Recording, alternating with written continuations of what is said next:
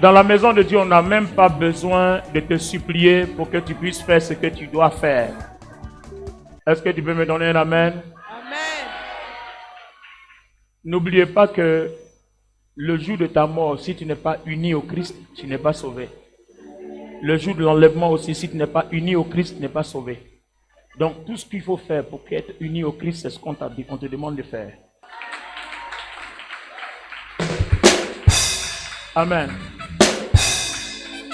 Nous allons passer à la parole de Dieu. Aujourd'hui, on va beaucoup prier. Beaucoup prier. C'est le menu de ce dimanche-là. On va beaucoup prier. On est dans la gloire de Dieu, acte 10. Et le sujet que nous abordons aujourd'hui, c'est la prière de l'identité, la position et l'utilisation de nos équipements. Ça va être un menu fort. Celui qui sait faire ces prières-là est tranquille. Alors, Matthieu 21, 21. Matthieu 21, 21.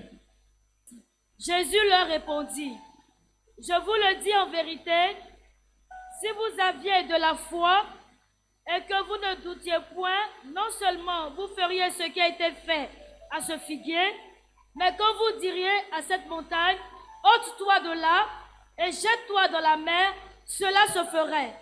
Tout ce que vous demanderez avec foi par la prière, vous le recevrez. Bien. Saint-Esprit nous donne la compréhension de ce passage. Quelqu'un dit Amen.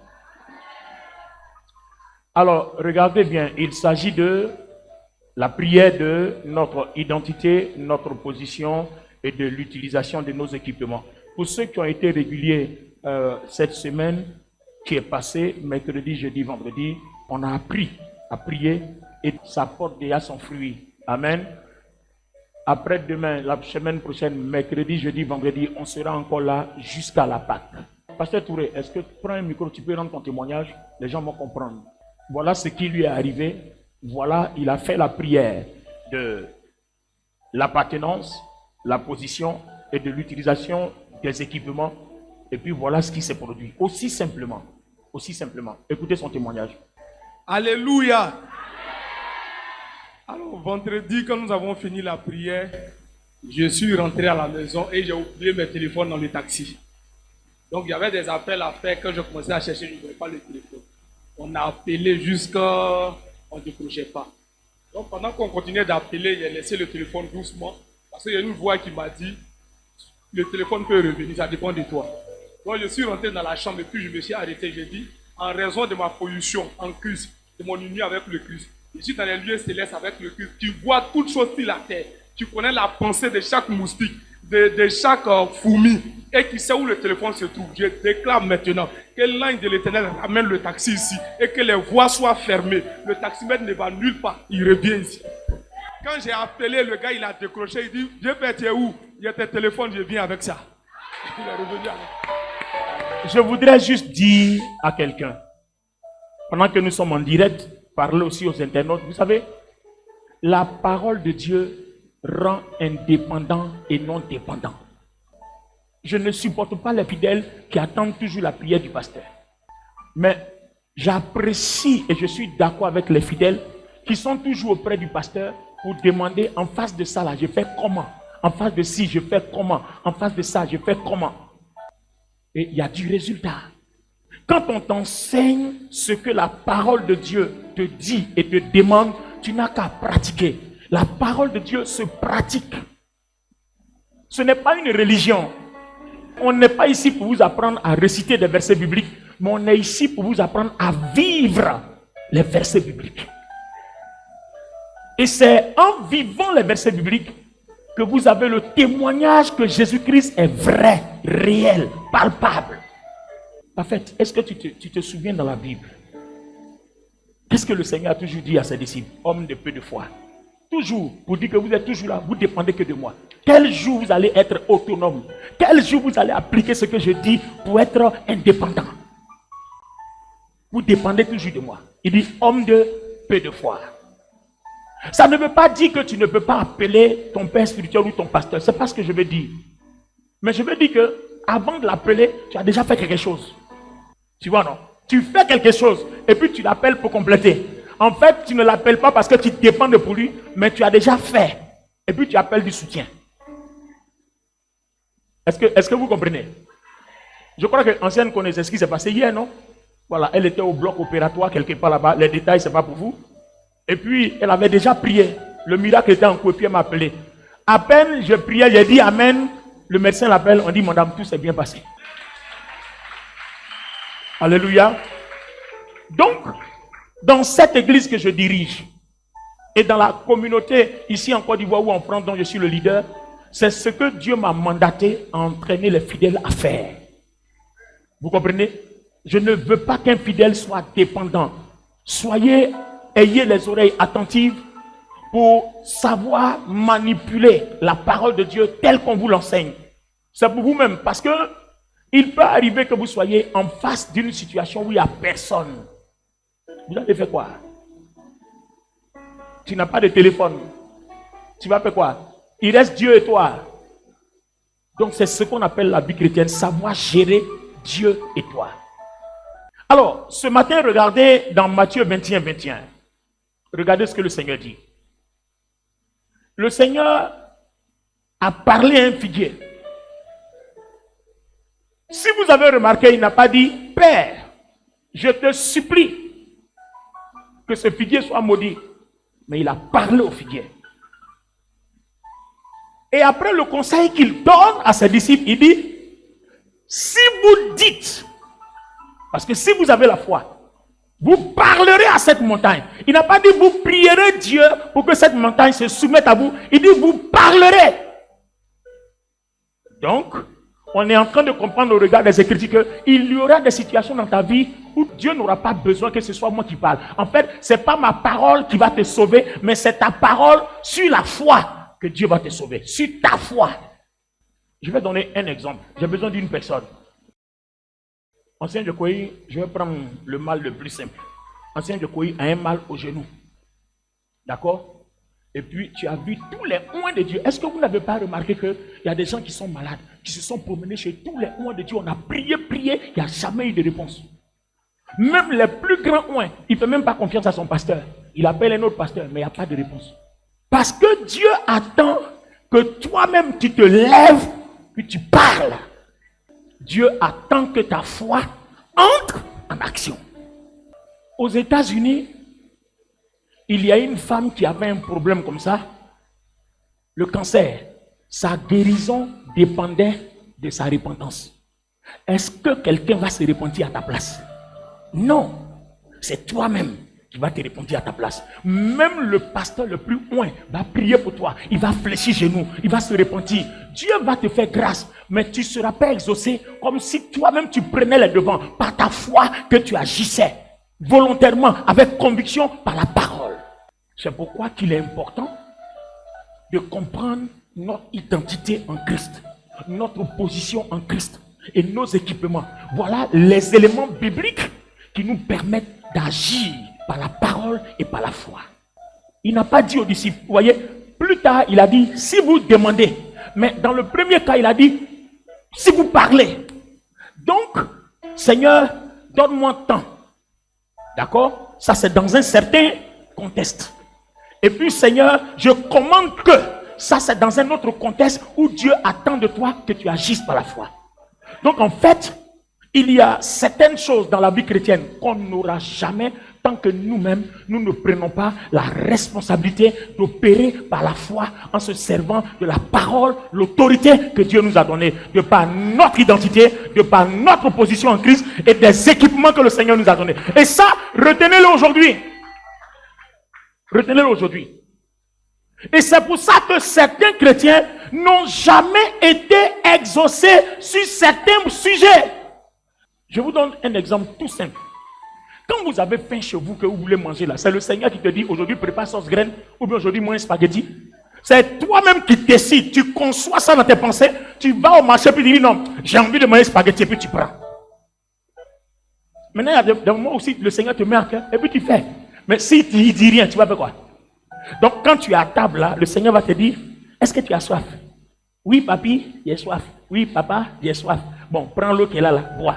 Quand tu as soif, tu réalises que tu as soif, tu réclames de l'eau. Tu vas prendre l'eau et tu bois.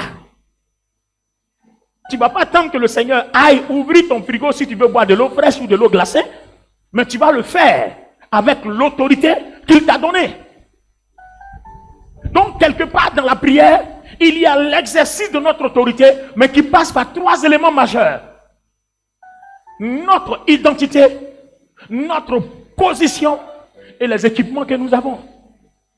Donc, on vient de voir dans Matthieu 21, dans certains cas, il dit si vous dites, c'est-à-dire si vous-même vous parlez, Dieu ne va pas parler à votre place.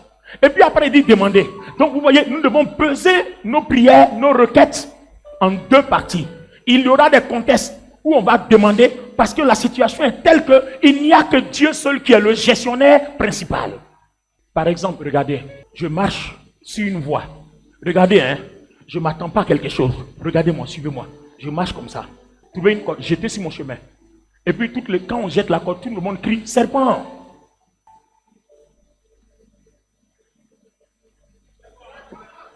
Regardez ma position. J'ai d'abord sauté, j'ai esquivé le serpent. Mais je n'ai pas sauté parce que j'ai peur. J'ai sauté parce qu'il ne doit pas être en position de me piquer. Donc je saute par précaution pour prendre mes gardes afin d'agir. Maintenant, il s'avère que quand j'ai dit 3 serpents, Dieu m'a donné l'autorité de marcher sur la spique, sur le scorpion. Et pendant ce temps, tire la corde vient. La corde vient. Pendant ce temps, la corde vient. Donc qu'est-ce qu'il fait? Je suis obligé de reculer parce que malgré que je commande par la parole, ils font sur moi. Ça veut dire qu'à ce moment précis, ça ne dépend plus de moi. Il faut une autre intervention. Dieu doit agir. Donc, il y aura des sujets dans votre vie. Vous allez prier, vous n'aurez pas de réponse. Ça veut dire qu'il faut aller au pied du Seigneur pour demander comment opérer et comment procéder. Acte des apôtres. Pierre, à la 6e heure, prière qui correspond à 12 heures de chez nous. Il était à genoux et puis il voit une vision. Des quadrupèdes, serpents, et puis Dieu dit, tu et mange. Vous voyez? Il dit, mais je ne peux rien manger d'impur parce que la parole écrite là lui a dit qu'on ne doit pas manger quelque chose d'impur. Mais Dieu est en train de lui dire, mange ça. Donc vous voyez que par moment, je vais m'appuyer sur la parole avec les versets bibliques tels que c'est écrit. Mais si malgré ça, l'ennemi persiste, c'est qu'il me faut utiliser l'épée de l'esprit. C'est-à-dire la parole qui me vient de par inspiration, par révélation qu'on appelle le réma. Je vous ai raconté l'histoire d'un homme de Dieu, non? L'église avait acheté un terrain hanté, et puis il n'a pas demandé au Seigneur, le serpent a foncé sur lui, quand il a récité tous les versets bibliques, ça ne marchait pas. Et puis après, quand le serpent est arrivé face à face, il dit, oh Lord, what can I do now? Oh Dieu, que puis-je faire maintenant? Et puis la voix de Dieu lui dit, c'est ce que il fallait me demander avant de venir. Donc vous voyez, par moment, on doit demander à Dieu, comment je fais? Qu'est-ce que je fais? Avec quoi je fais? Maintenant, par moment aussi, on te demande de commander. Donc, il va falloir que tu aies toutes ces choses-là. C'est pour ça que l'apôtre Paul nous a dit quelque chose qui est très important. Prenez avec moi Éphésiens, le chapitre 1. Le verset 17 et 18 dit quoi? Afin que le Dieu de notre Seigneur Jésus-Christ, le Père de gloire, vous donne un esprit de sagesse et de révélation dans sa connaissance. Qu'il illumine les yeux de votre cœur pour que vous sachiez quelle est l'espérance qui s'attache à son appel, quelle est la richesse de la gloire de son héritage qu'il réserve aux saints, et quelle est envers nous qui croyons l'infinie grandeur de sa puissance se manifestant avec efficacité par la vertu de sa force. Amen. Donc Fabrice, tu vois que même si tu connais ton identité, ta position et tes équipements en Christ, il va falloir que Dieu te donne un esprit de révélation, de connaissance, qui te permet de savoir quoi faire de ton identité à un moment donné face à une situation donnée. Et ça, Dieu dit de lui demander ça en prière. Dieu dit de lui demander ça en prière. Je vous ai dit que le message consistera dans la prière. Amen. Amen. Je lis ma version Bible du Semeur et puis on va prier. Les internautes qui nous suivent, vous faites aussi la même prière avec nous. Éphésiens 1, 17. Je demande au Dieu de notre Seigneur Jésus-Christ, le Père rempli de gloire, de vous donner la sagesse. Alors vous découvrirez Dieu et vous le connaîtrez vraiment. Donc si tu connais Dieu vraiment, en face d'une situation, Dieu te dit quoi faire et tu sais automatiquement s'il faut demander ou s'il faut ordonner, s'il faut commander. On va demander la sagesse. Il dit la sagesse se demande. Proverbe 12, 8. Moi la sagesse. J'ai pour demeure le discernement et je possède la science, la réflexion. Celui qui est sage est forcément intelligent. Celui qui est sage sait trouver des solutions là où personne ne trouve des solutions. C'est pour ça que Salomon était très puissant à son époque, rien que par la sagesse. Lève la main droite. Dis avec moi, Seigneur, ce matin, je te prie de m'accorder ta sagesse afin que je puisse te connaître en profondeur et que je sache reconnaître quoi faire qui est de ta volonté au moment opportun. Pendant que tu vas le même prix, demande-le, le Seigneur va te l'accorder. Demande. Amen. Le deuxième sujet de prière dans ce message est tiré de Éphésiens le chapitre 3. Amen. Et même la prière que nous venons de faire concernant la sagesse, le verset 19 dit: ainsi vous connaîtrez la puissance extraordinaire que Dieu a montrée pour nous qui croyons en lui, sa puissance et sa force. Amen. Ça veut dire quoi? Ça veut dire qu'en face de toute situation, si vous savez quoi faire, Dieu vous montrera sa puissance. Voilà le problème. Parfait. Si vous êtes confus en face d'une situation, la Bible dit ici, vous ne pouvez pas voir la puissance de Dieu. Donc, la nécessité de savoir quoi faire appelle la démonstration de la puissance de Dieu, appelle la manifestation de la puissance de Dieu. C'est en cela que la sagesse trouve sa place dans notre vie chrétienne. Tu ne peux pas sauter sur tous les problèmes comme ça et puis les régler selon toi. Dieu ne va jamais te suivre. Mais quand tu mets une pause, Seigneur, je fais quoi? Par ta sagesse, oriente-moi. Seigneur, quel acte ou quelle action dois-je poser? Ou bien, qu'est-ce que je dois faire? Par ta sagesse, oriente-moi, inspire-moi. Et puis tu rentres dans ton esprit, tu rentres dans ton cœur. Tu vas voir qu'il va te communiquer une petite pensée dans ton cœur. Ou il va déposer une parole dans ton cœur. Tout de suite, suis cette parole-là. Le Saint-Esprit t'accompagne pour te montrer la puissance et la gloire de Dieu. Alors, allons-y au verset 14 de Éphésiens 3. À cause de cela, je fléchis les genoux devant le Père, de qui toute famille dans les cieux et sur la terre tire son nom, afin qu'il vous donne, selon la richesse de sa gloire, d'être puissamment fortifié par son esprit dans l'amour intérieur, en sorte que Christ habite dans vos cœurs par la foi, étant enraciné et fondé dans l'amour, que vous puissiez comprendre avec tous les saints quelle est la largeur, la longueur, la profondeur et la hauteur, et connaître l'amour de Christ qui surpasse toute connaissance, en sorte que vous soyez remplis jusqu'à toute la plénitude de Dieu.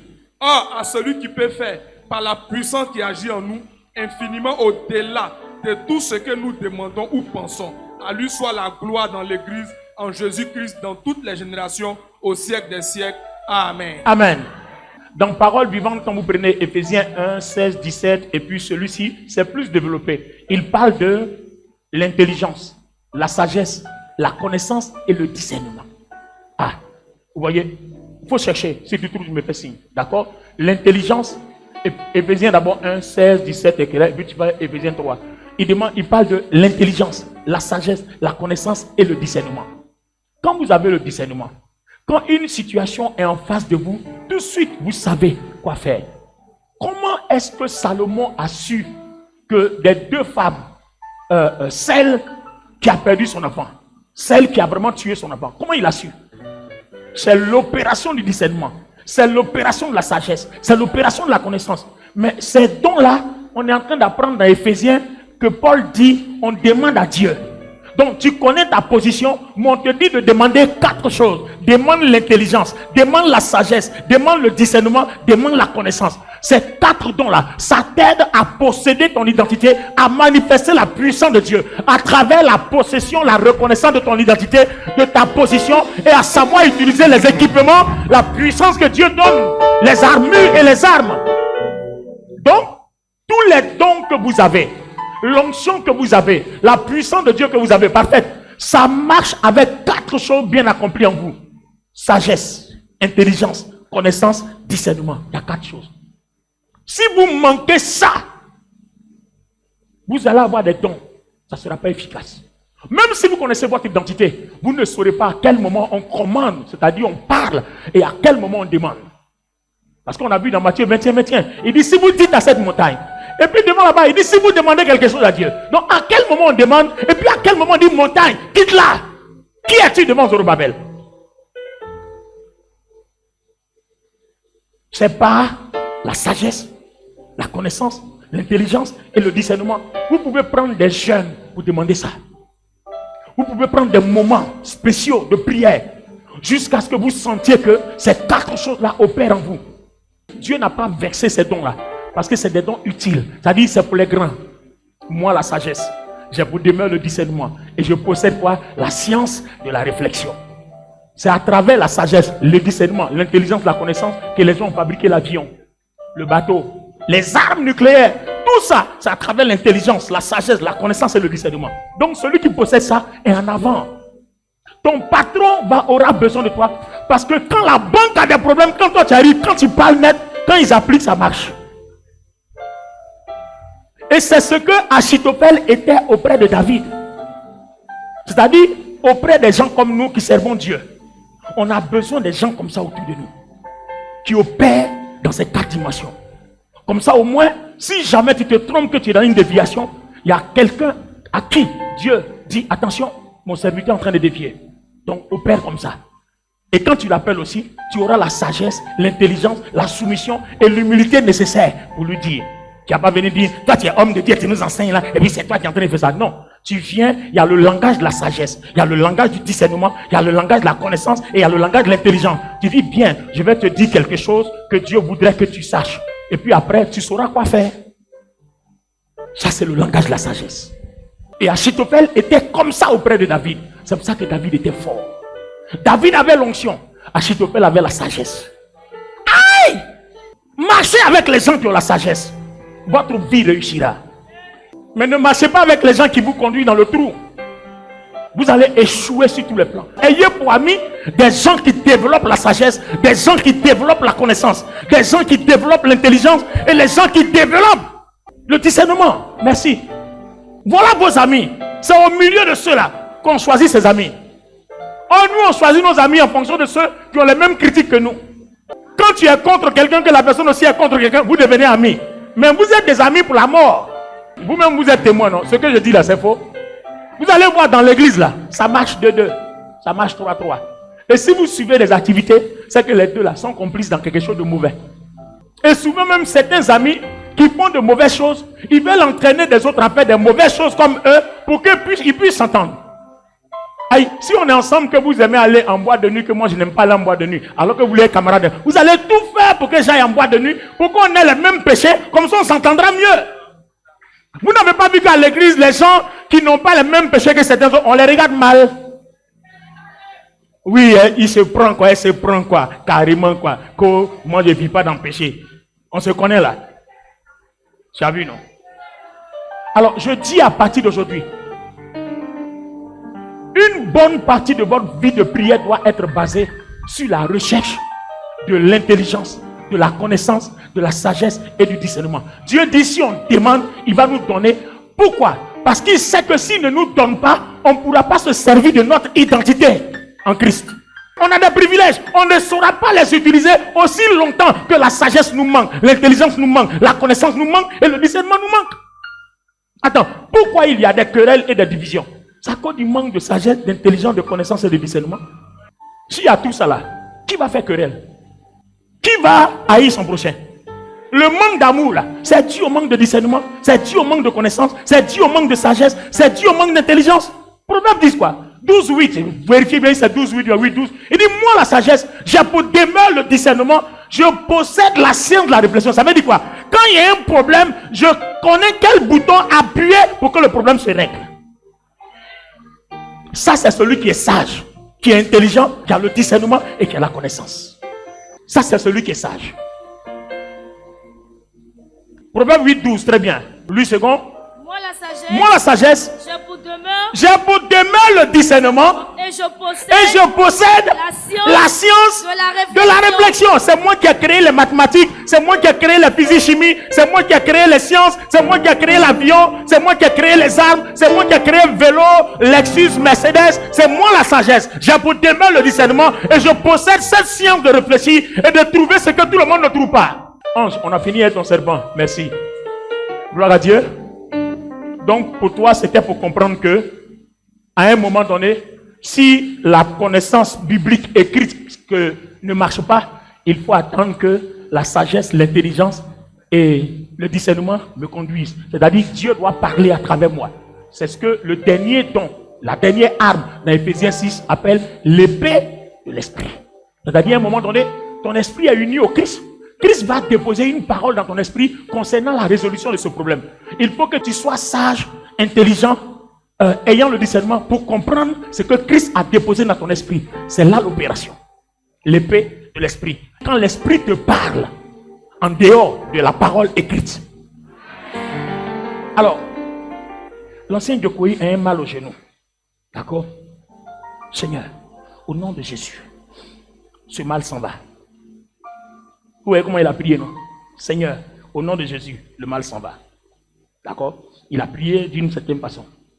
Alors que s'il avait la connaissance, l'intelligence et la sagesse, quand tu pries Seigneur, au nom de Jésus, le mal s'en va, le Saint-Esprit va lui dire, mon fils, non, on ne prie pas comme ça. Prends tel verset, utilise telle chose, ou bien prends une bouteille d'eau, parle dessus, lave ton genou, le mal va partir. Donc, vous voyez les deux modes d'opération.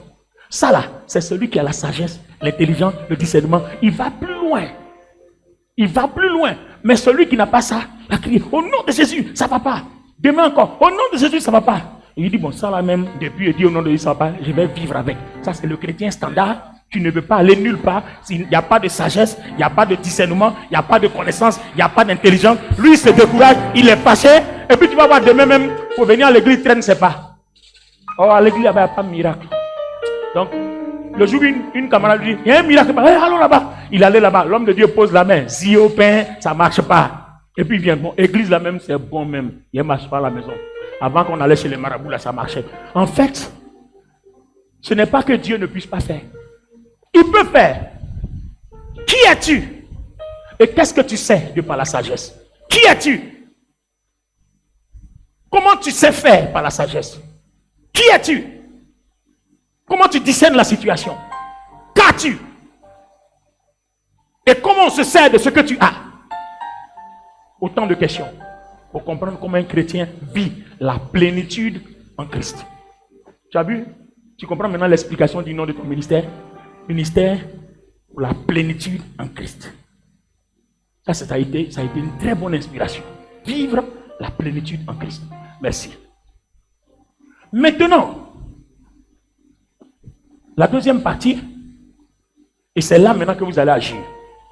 À partir de cet instant où, les amis, vous avez l'intelligence, la sagesse, la connaissance et le discernement, les amis, qu'est-ce que vous faites? On va se servir de 3 versets de la Bible et puis on va prier. Qu'est-ce que vous faites? Vous devez avoir, avec la sagesse, l'intelligence, la connaissance, le discernement que Dieu vous a donné, repérer dans la Bible tous les versets bibliques qui parlent de votre identité, tous les versets bibliques qui parlent de votre position et tous les versets bibliques qui vous parlent de vos armures, c'est-à-dire vos armes que vous avez en Christ. Parce qu'on sait maintenant que la sagesse, l'intelligence, la connaissance et le discernement nous aidera à nous servir. Psaume 91, verset 1. Celui qui demeure sous l'abri du Très-Haut repose à l'ombre du Tout-Puissant. Alors, vous voyez, voici un verset biblique qui te donne une information. Donc, Le discernement, la sagesse, l'intelligence et la connaissance doivent t'aider à comprendre que Dieu te communique quelque chose de puissant.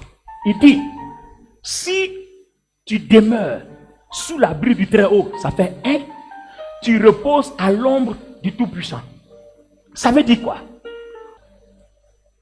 Mesdames et messieurs, regardez, quand vous avez la sagesse, le discernement et la connaissance, quand vous tombez en face d'un verset biblique, vous savez quelle information Dieu vous donne. Alors, avec la sagesse, le discernement et la connaissance, je vais vous donner l'information que le verset me donne. Et c'est comme ça qu'on lit la Bible. On ne lit pas la Bible comme quelqu'un qui lit un roman. On lit pour chercher des informations sur notre identité, sur notre position et sur nos équipements. Qu'est-ce qu'on peut faire qui fait de nous des gens forts en Christ? Psaume 91 me donne une information. Celui qui demeure sous l'abri du Très-Haut, quelle est la grâce? Il repose. Quel est le résultat? Il repose. Quelle est sa force? Il repose. Quelle est son autorité? Il repose. Très bien. On considère que ce garçon-là, c'est le Tout-Puissant. Voilà son abri, c'est-à-dire il m'offre sa protection. D'accord? Donc on dit bien celui qui demeure. Je ne quitte pas ici, hein? Bouge. Bouge. Va à gauche. Demeurer. Va à droite. Demeurer. Tu as vu non? Coller, serrer, on ne se sépare pas. On est ensemble.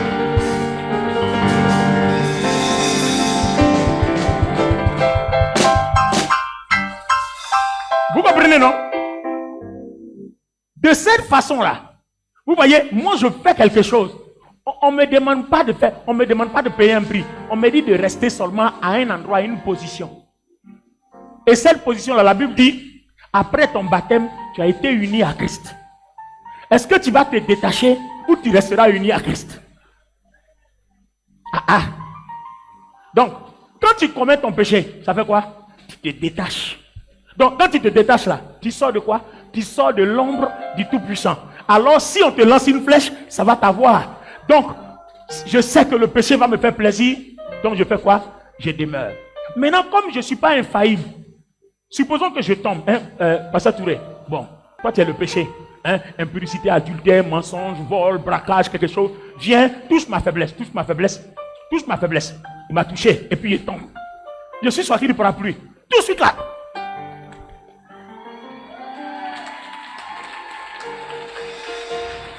Est-ce que vous voyez? Quand je suis tombé, je suis sorti, mais je ne suis pas resté là-bas. Aussitôt, parce que si je reste là-bas 2 minutes, ils vont mettre la main sur moi. Donc je reviens. Et quand je reviens, Ésaïe 57 dit, il dit, peu importe ce qui s'est passé, il ne va pas me rejeter parce que je reviens volontairement. Donc à cause de cette repentance-là, il me prend.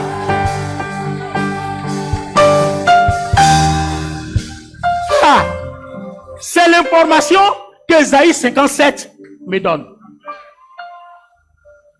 Il y a un autre passage, je ne l'ai pas en tête. Il dit, venez et plaidons. Je ne sais plus Ésaïe combien là. Si vos péchés sont noirs comme le cramoisi, je les rendrai blancs comme la neige. Donc, il y a un péché noir comme le cramoisi. C'est-à-dire, j'ai commis même une abomination. Quand je viens, papa, toi-même tu sais que Jésus est mort. C'est pour moi qu'il a payé le prix. C'est à cause de ton amour. Est-ce que tu vas me chasser? Moi-même, je sais que s'il reste là-bas, je suis mort. Donc là, toi et moi, on est ensemble. Dites-moi, Ésaïe 57 dit, Dieu ne va jamais t'abandonner. À partir du moment où la décision est volontaire, qu'on ne t'a pas obligé. Parce que quand on t'oblige, ce n'est plus la foi.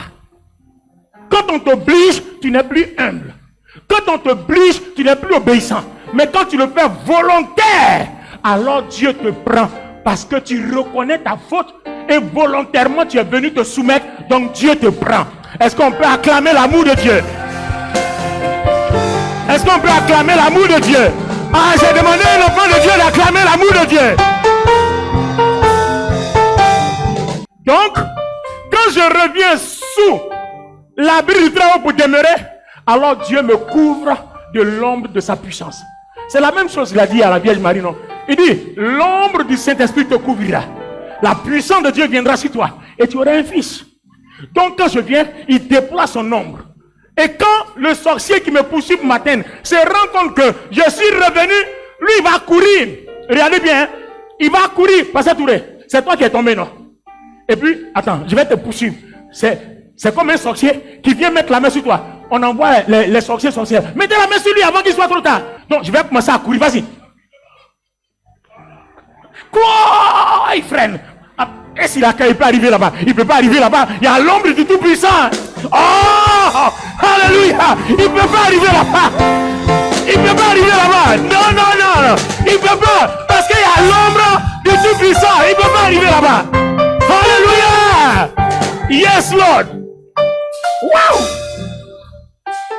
Vous voyez maintenant, ancien AD, quand le Saint-Esprit te donne l'intelligence, la connaissance, la sagesse et le discernement, que tu comprends la Bible comme ça, est-ce que tu as un problème? Donc un chrétien qui n'a pas la paix du cœur, c'est parce qu'il lui manque ces 4 choses. Sagesse, intelligence, connaissance, discernement. Donc, quand tu n'as pas ces 4 choses aussi, tu es incrédule. Tu as du mal à croire. Souvent même tu trouves que, oh, ils n'ont pas fini de s'amuser, ils vont quitter leur rentrer chez nous. Ça c'est quand il n'y a pas d'intelligence, il n'y a pas de sagesse, il n'y a pas de connaissance, il n'y a pas de discernement. Est-ce que vous comprenez? Regardez une des choses. Bon, à l'abri, l'homme du Tout-Puissant. Vous avez vu que ça c'est petit, non? Plus vous obéissez, vous vous repentez, vous servez Dieu, vous l'adorez, vous le magnifiez, vous êtes à tous les rendez-vous du Saint-Esprit. Alors, qu'est-ce qu'il va faire? La couverture là s'élargit. Elle s'étend. Soulevez, elle s'étend. Elle s'étend. Elle s'étend. Ça fait que si l'ennemi rôdait tout près de ta maison, il ne peut plus rôder tout près. Il est obligé de rôder loin. Il passe loin. Il passe loin parce que plus tu demeures sous l'abri du Très-Haut, plus l'onction s'étend. Donc, il est obligé de l'éloigner. Donc, plus il s'éloigne, plus tu es en paix. Les kata dravo sakata. Plus il s'éloigne, plus tu es en paix. Parce que c'est à cause de ces oppositions que tu as tous les problèmes. Donc, plus il est proche, plus tu as des problèmes. Parce que quand l'ennemi est proche, même quand tu pries dans ta chambre, il entend. Donc, quand il est loin, il ne peut pas entendre. Il ne sait même pas ce que tu dis. S'il veut même, il n'a qu'à te voir. Mais il va se demander, mais il fait quoi? Il est prosterné là, qu'est-ce qu'il dit?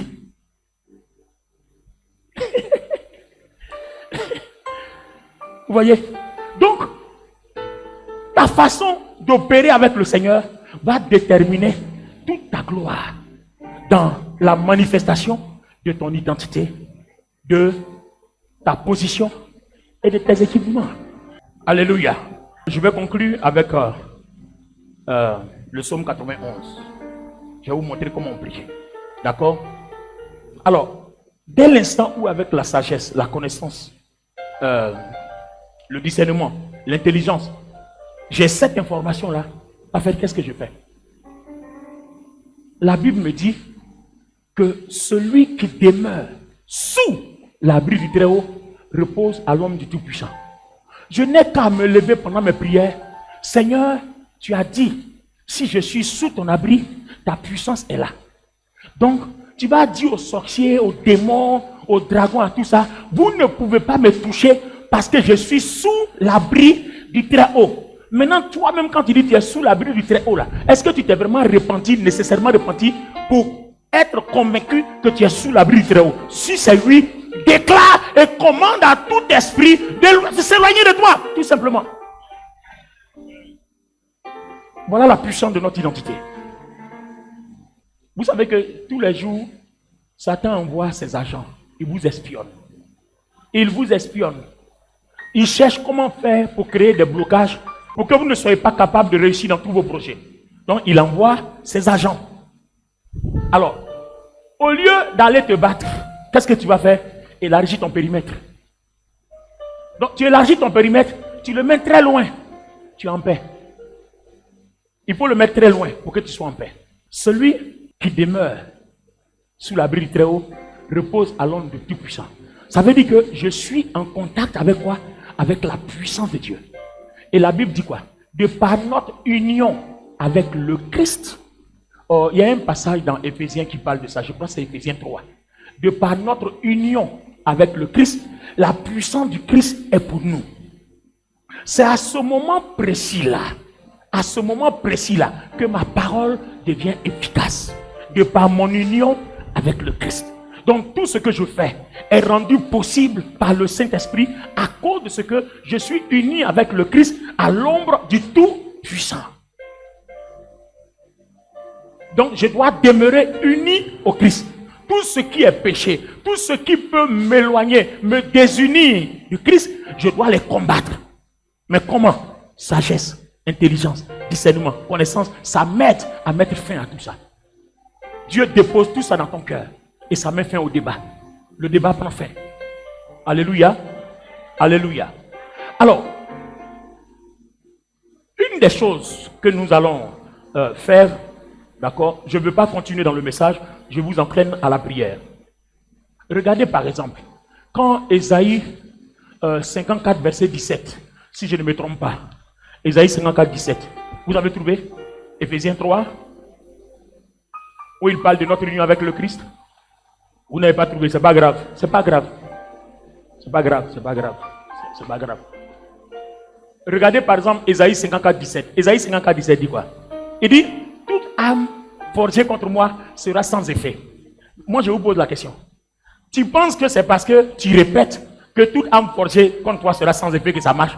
Non, c'est parce que tu demeures sous l'abri du Très-Haut, tu reposes à l'homme du Tout-Puissant, que toutes les âmes forgées contre toi sont sans effet. Mais va dormir au maquis, finis de te peinter, de te bourrer d'alcool, et puis il faut dire à Satan et aux sorciers et sorcières, toute âme forgée contre moi est sans effet. C'est ce jour-là, ils vont te tuer.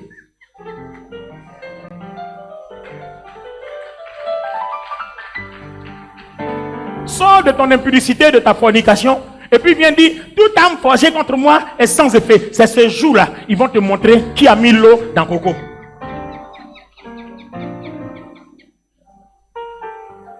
Est-ce que vous comprenez maintenant? On dit, celui qui demeure, c'est-à-dire qui ne bouge pas. Dans le psaume 23, qu'est-ce que David a dit? Quand je marche dans la vallée de l'homme de la mort, je ne crains qu'un mal. Quand tu es avec moi, ta houlette et ton bâton me rassurent. Tu dresses une table entre mes adversaires et moi. Tu induis ma terre et ma coupe déborde. Et puis il dit quoi? Oui, le bonheur et la grâce m'accompagneront. Mais attends, quand il dit m'accompagneront tous les jours là, il a dit quelque part dans la vallée, il dit car tu es avec moi. Autrement dit, car je demeure sous l'abri du Très-Haut et je repose à l'homme du Tout-Puissant. C'est pour ça que tu es avec moi. Et puis il dit quoi? Oui, le bonheur et la grâce m'accompagneront. Et lui-même termine en disant, et je demeurerai, j'habiterai dans la maison de Dieu. Je demeurerai sous l'abri du Très-Haut tous les jours de ma vie. On te demande d'être uni au Christ tous les jours de ta vie. Abandonne l'orgueil. Abandonne la désobéissance, abandonne la rancœur, abandonne la méchanceté, abandonne, il faut aimer les gens, il faut être humble, il faut saluer tout le monde, il faut être, abandonne le péché, péché intérieur comme extérieur, abandonne tout ça et tu demeureras sous l'abri du Très-Haut. Le message est clair ou pas? On a compris ou pas?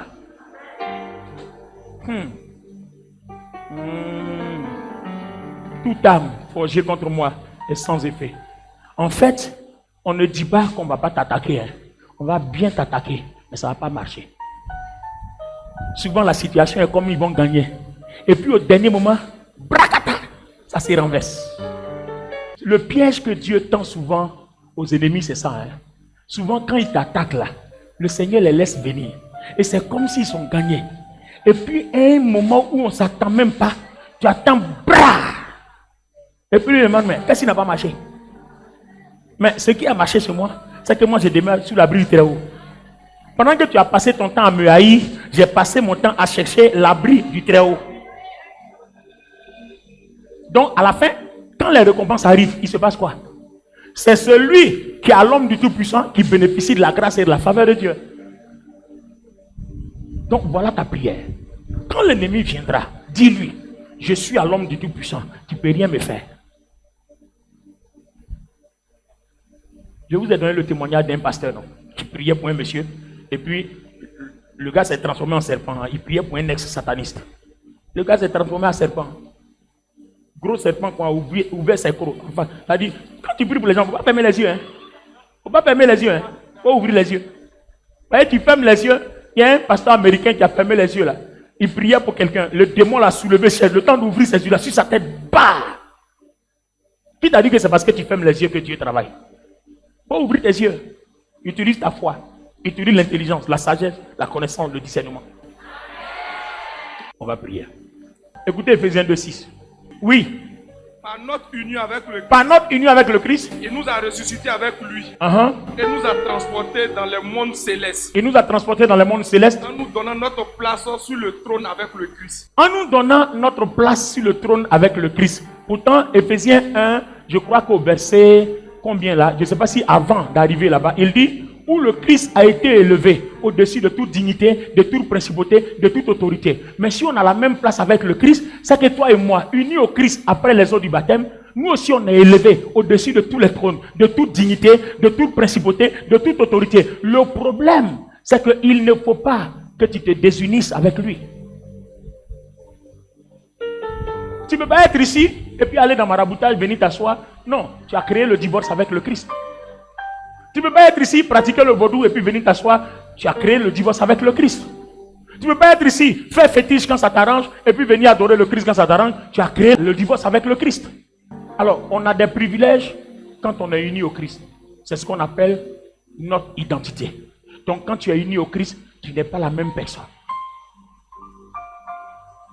Alors, si tu n'es pas la même personne, quelle était l'autre personne et quelle est ta nouvelle personne?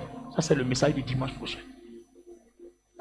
Quelle était l'autre personne et quelle est la nouvelle personne? C'est le message du dimanche prochain.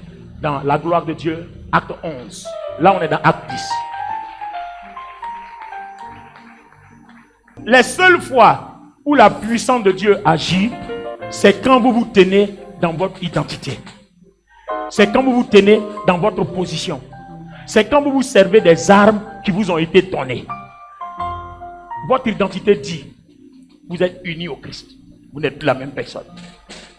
Donc, si l'Esprit de Christ est uni à toi, c'est la vie de Christ qui coule en toi. Point. Que tu saches comment ça se passe ou comment ça ne se passe pas, ce n'est pas ton problème. Dis, tu es uni à lui, sa vie coule en toi. C'est l'information que la Bible te donne. Donc, quand tu fais, tu confesseras. Tu dis à partir d'aujourd'hui, moi, Olivier Bonnet, mon esprit est uni au Christ. La vie de Christ coule dans mon corps. Maladie, je te confronte. Tu vois, non? Je te confronte à la vie de Christ qui coule dans mon corps. Liens ancestraux, je te confronte au sang de Jésus qui coule dans mon corps. Paralysie, je te confronte au Saint-Esprit qui habite mon cœur. À Jésus-Christ qui habite mon cœur. Je te confronte. Voilà ta prière. Tu n'as pas d'élever. Je taille en pierre, je taille en pierre, je taille en pierre, je taille en pierre. Non. C'est pas parce que tu tailles en pierre que ça marche. C'est parce que tu sais ce qui se passe. Qu'est-ce qu'on t'a donné comme privilège que ça marche.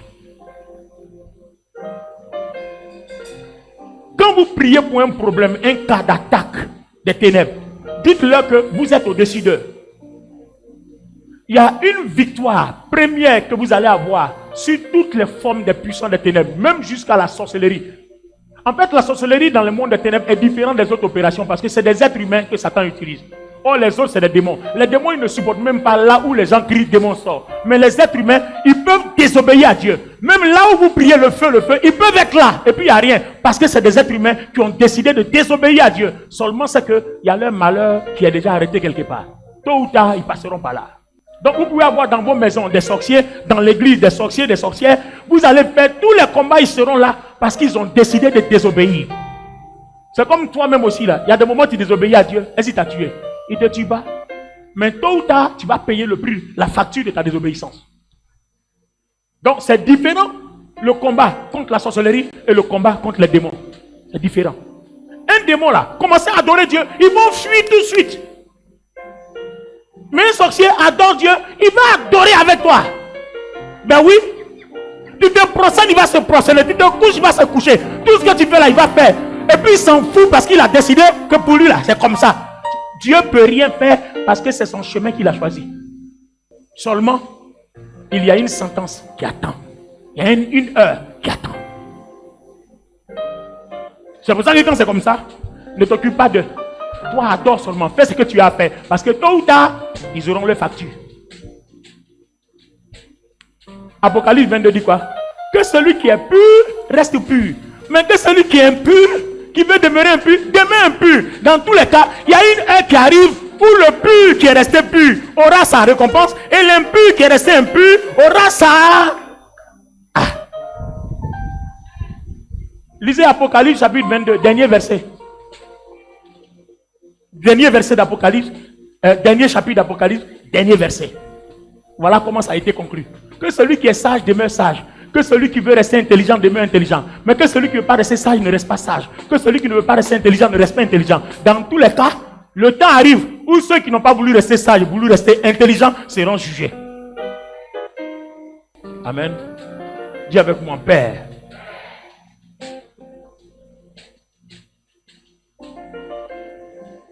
Tu m'as donné ma position en Christ.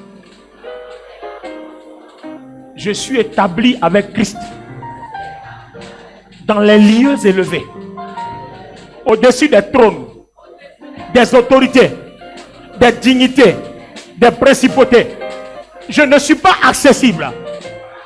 Et j'ordonne à tout ce qui a atteint ma vie, à cause de mon ignorance, de descendre. De descendre. Je suis assis sur un trône. Et j'ordonne à ce qui atteint mon trône de descendre. Parce que je confesse et je suis conscient que je suis inaccessible. Pendant que tu parles, mais déclare seulement. Parle, déclare. Parle, déclare. La maladie qui atteint ton trône, la pauvreté qui atteint ton trône. Déclare, parle seulement. En quelques 10 mots, je vais vous montrer comment on fait ce genre de prière. Comment on se les approprie. Amen. Le pasteur Touré a commencé. Il n'a pas voulu s'arrêter tellement c'était doux. Alors, ici, toutes les proclamations que nous allons faire, ce sont des prières liées à notre identité, notre position et nos équipements. C'est par rapport à ce que Dieu a déjà fait. Il y a une erreur que vous ne devez pas faire. Ne demandez pas ce que la Bible vous a dit de ne pas demander. Demandez ce que la Bible vous a dit de demander. Et remerciez Dieu pour ce que Dieu a déjà fait. Donc, il y a des informations que la Bible vous donne. Ne mélangez pas les choses. Il y a des moments où il faut parler, il y a des moments où il faut remercier Dieu, et il y a des moments où il faut demander. Donc, ne mélangez jamais rien. Aujourd'hui, gardez ces trois choses. Gloire à Dieu. Vous répétez après moi. Maintenant, si on arrive à un endroit que je vous dis, prie, priez. Donne-moi un amen. Est-ce que tu es béni ce matin? Alors, quand je vais vous dire, par exemple, mon corps reflète la gloire de Dieu. Pourquoi? Qu'est-ce qui me permet de dire que mon corps reflète la gloire de Dieu? Si Christ est uni à mon esprit et que sa vie est déployée dans mon corps, donc mon corps reflète la gloire de Dieu parce que Christ c'est la gloire de Dieu. Donc pendant que tu dis Amen ou bien pendant que tu répètes, tu vois ça dans l'imagination de tes pensées parce que c'est vrai.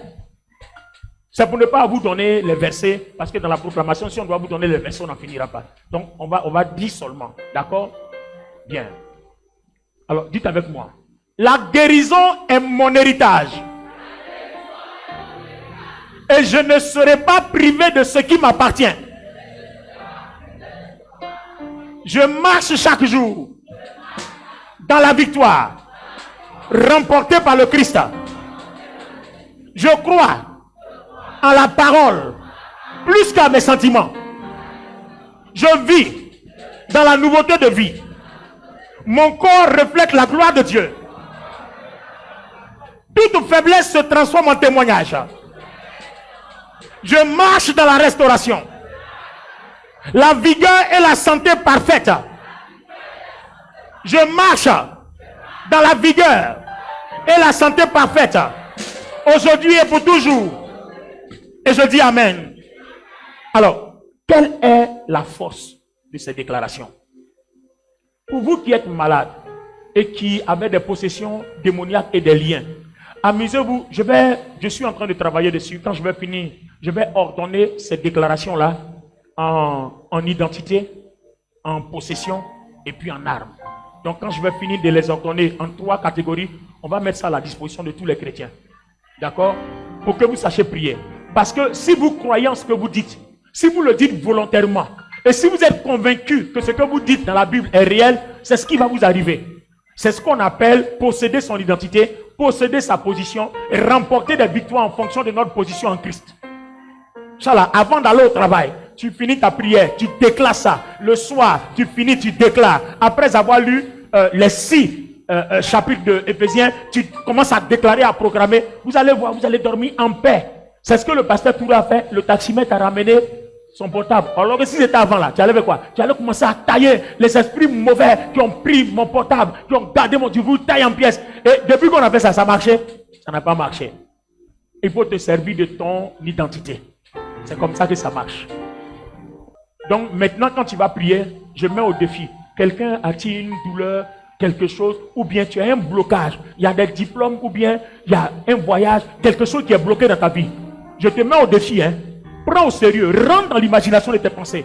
Et puis, soit tu dis Amen avec force, ou bien tu répètes après moi avec force. D'accord? Présentement, tu vas répéter après moi avec autorité. Et après, je vais te dire de dire Amen quand je dirai autre chose. Et quand on va finir, jusqu'à ce que mercredi, jeudi, vendredi, tu vas me dire quelque chose. Parce qu'en fait, ce qui est intéressant, c'est qu'ici, là, c'est instantané. Ce n'est pas par ta force, mais c'est par le Saint-Esprit. Alors, répétez après moi. Je reçois une force nouvelle. Est-ce que tu vois la force du Saint-Esprit en toi? Bien. Je reçois une force nouvelle. Je refuse que la douleur s'installe comme une résidence permanente. Elle doit partir. Maladie, douleur, à cause de la force de Christ dans mon corps. Tu pars, tu pars, tu pars. Pendant que tu parles, mais déclare maintenant la stérilité, la maladie, la douleur. Commande de partir. C'est comme ça qu'on obtient le miracle. Commande maintenant. Toute infirmité, les yeux, les oreilles, les trompes bouchées. Vous avez remarqué? Parce que quand je vais vous donner ces parchemins-là, c'est comme ça que vous devez prier. D'accord? On continue. Quand les épreuves surviennent, ma santé demeure ferme. Ma santé demeure ferme. À cause de mon union avec le Christ. À cause de mon union avec le Christ. Je suis enraciné dans la promesse de Dieu. Je suis enraciné dans la promesse et de Dieu. je reste inébranlable. Et je reste inébranlable. Ma vie témoigne. Ma vie témoigne Du soin surnaturel de Dieu. du soin surnaturel de Dieu. Je fais partie Je fais partie de ceux qui marchent de ceux qui dans marchent la guérison divine. dans la guérison divine. Commence à marcher dans la salle et puis proclame. Je Commence fais à partie de marcher, ceux qui marche, marchent dans la marche, guérison marche. divine. Je suis guéri de toute maladie. Je suis guéri de toute douleur. Je suis libéré du sida. Je suis libéré du cancer. Je suis libéré de l'insuffisance rénale. Je suis libéré de toute maladie incurable. Amen. Vous voyez maintenant que la prière devient intéressante. Donc, je suis en train de travailler. Si Dieu nous fait grâce, d'ici le dimanche, vous aurez ça. Amen. La dernière fois, c'est l'évangéliste Léonie qui nous a fait cette grâce-là. Donc, on va lui donner, elle va faire ça, elle va nous offrir. C'est une offrande d'action de grâce. Dieu va lui ouvrir les portes pour devenir directeur. Amen. Dis avec moi, j'hérite d'une longue vie J'hérite d'une longue vie et de la force nécessaire et de la force nécessaire pour mon appel. pour mon appel. Je verrai la bonté du Seigneur Je verrai la bonté du tous Seigneur les jours de ma vie. tous les jours de ma Mon vie. avenir est saint, Mon avenir est saint, lumineux lumineux et rempli de desseins. et rempli de desseins. Je déclare Je la déclare restauration la pour restauration toute blessure pour toute et blessure tout traumatisme et tout traumatisme du passé. du Commence à passé. déclarer maintenant Commence tout ce à qui est déclarer passé, qui a dérangé ta vie. Proclame la restauration. Déclare la restauration au nom de Jésus. Amen. Donc, quand on va balancer ça que vous allez recevoir, il y a des moments où vous proclamez et puis vous commencez à prier. Il y a des moments aussi où vous proclamez et puis vous dites Amen. En fait, c'est pour vous que je fais tout ça. Hein? Parce que on a prêché un message, il faut que vous sachiez le pratiquer. C'est là le plus important. Il ne suffit pas d'écouter, mais il faut savoir pratiquer la chose. Donc, vous allez dire Amen. Ton corps est libéré de toute douleur. Amen. Ton corps reçoit une plénitude nouvelle. Amen. Les tissus marqués se résorbent. Amen. Et une chair saine prend la place. Amen. La circulation de sang s'intensifie. Amen. Jusque dans chaque membre de ton corps. Amen. Ton corps se redresse. Amen. Ta démarche est stable. Amen. Prophétise maintenant à partir d'aujourd'hui. Mon corps se redresse de toute maladie. Mon corps est libéré. Ma démarche est stable. Il n'y a plus de douleur. Prophétise à cause du Christ. Et pendant que tu le fais, le Saint-Esprit le réalise dans ta vie. Amen. C'est intéressant. Ça vous plaît? Amen. Non, est-ce que ça vous plaît? Amen. Est-ce qu'on évolue dans le Seigneur? Amen. Est-ce que notre vie spirituelle prend de l'envol dans le Seigneur? Amen. Gloire à Dieu. Dites avec moi. Je me déplace avec grâce et vigueur. Je me déplace avec grâce et vigueur. Quand tu fais cette prière là, tu te déplaces dans ta maison. Déplace-toi sans une démarche. Il faut que tu sois à l'aise dans la grâce de Dieu. Déplace-toi. Voilà, dans ton cœur, tu te déplaces avec grâce et vigueur. Parce que tout lieu que foulera la plante de tes pieds, c'est pour toi. Voilà, déplace-toi, bouge.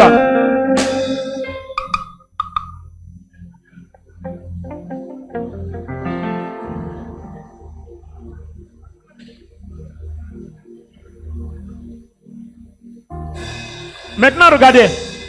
Regardez une prochaine chose. Je proclame la clarté d'esprit. Je proclame la clarté d'esprit. Je proclame la clarté d'esprit. Je proclame la clarté d'esprit. Et la vivacité mentale. Et la vivacité mentale. Non. Ici, là, c'est fort. Hein? C'est fort. Hein? Ça veut dire que tu ne seras jamais fou. Tu n'auras jamais de trou de mémoire. Amen. Tu ne seras jamais amnésique. Amen. Ce que tu lis, tu vas retenir. Amen. Tu ne vas jamais oublier les rendez-vous importants de ta vie. Amen. Parce que l'Éternel sera toujours attaché à ta mentalité. Il sera attaché à ta conscience. Amen. Il sera attaché à ton cerveau. Amen. Acclame le Seigneur. Amen.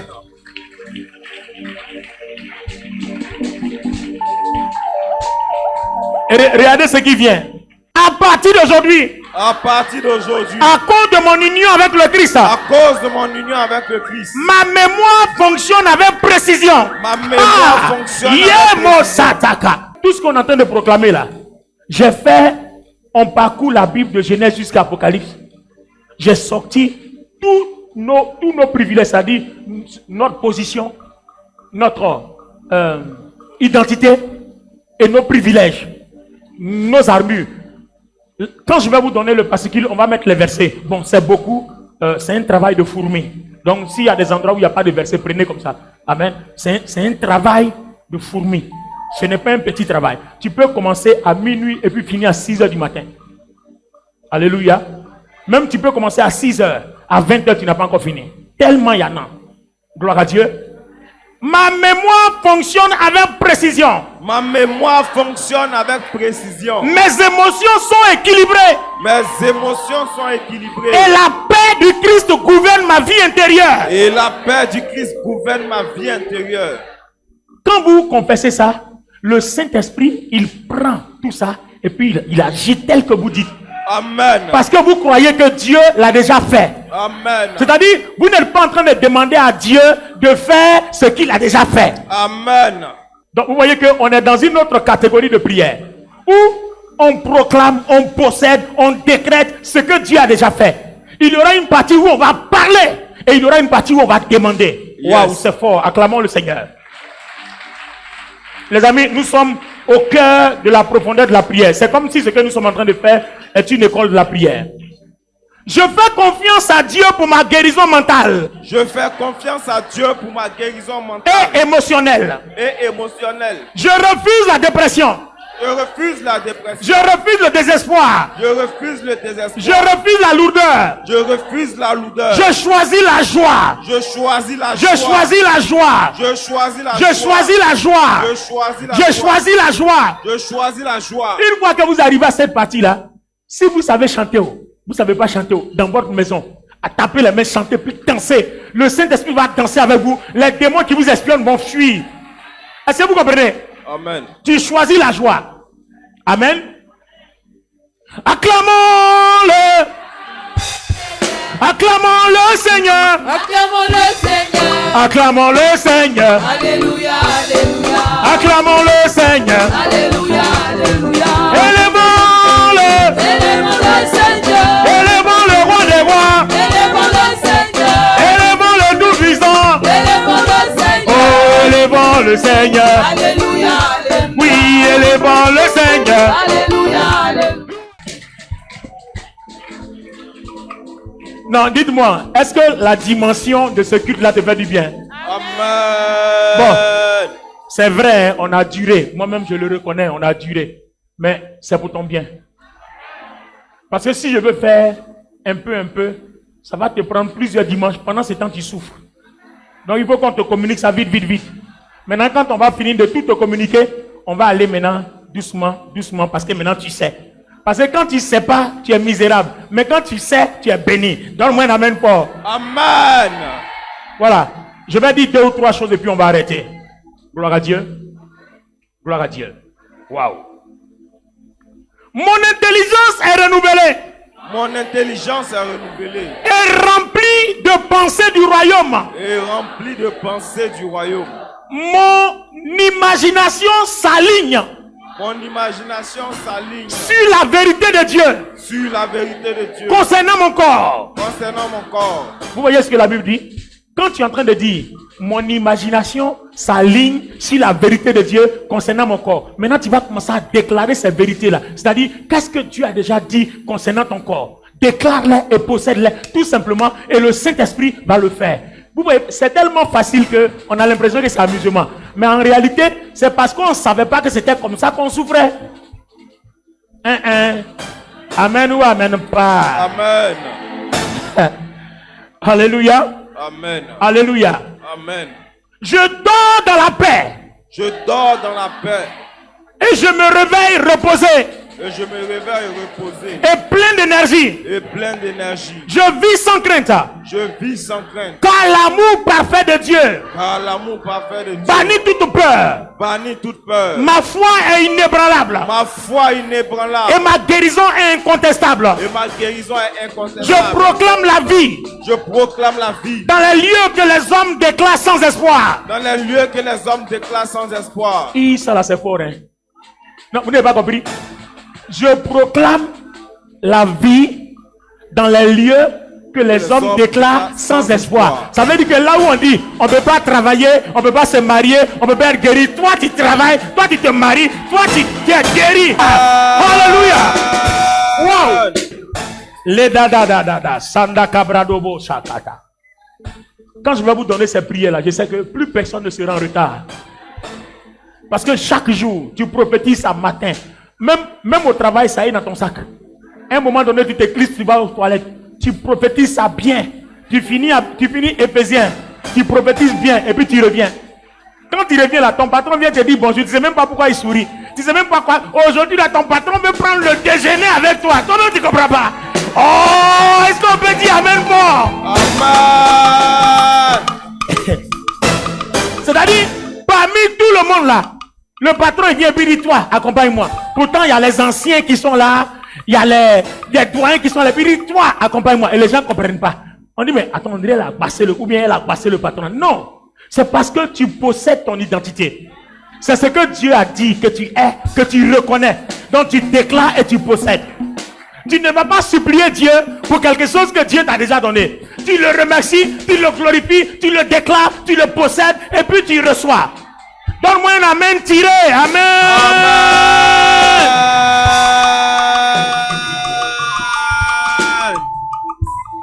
Bien.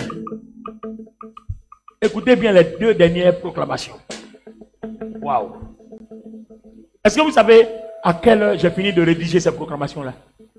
Quand je finissais hier, il était presque 1h du matin.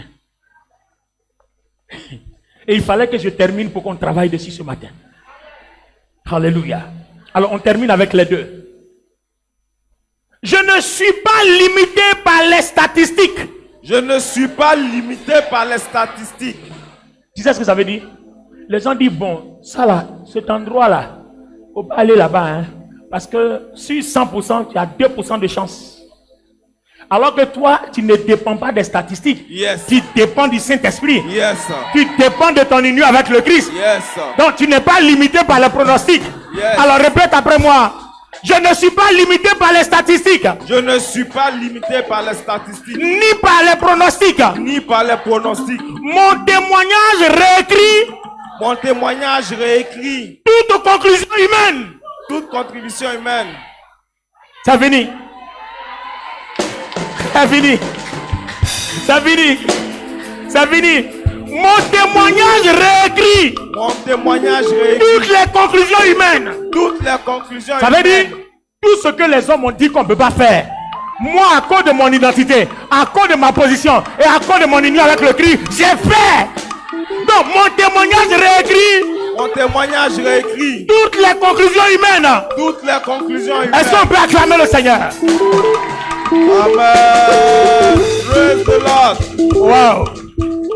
Wow. Formidable Saint-Esprit, merci. Merci Seigneur. Alors les amis, voilà dans quelle ferveur s'achève notre culte ce matin. Amen.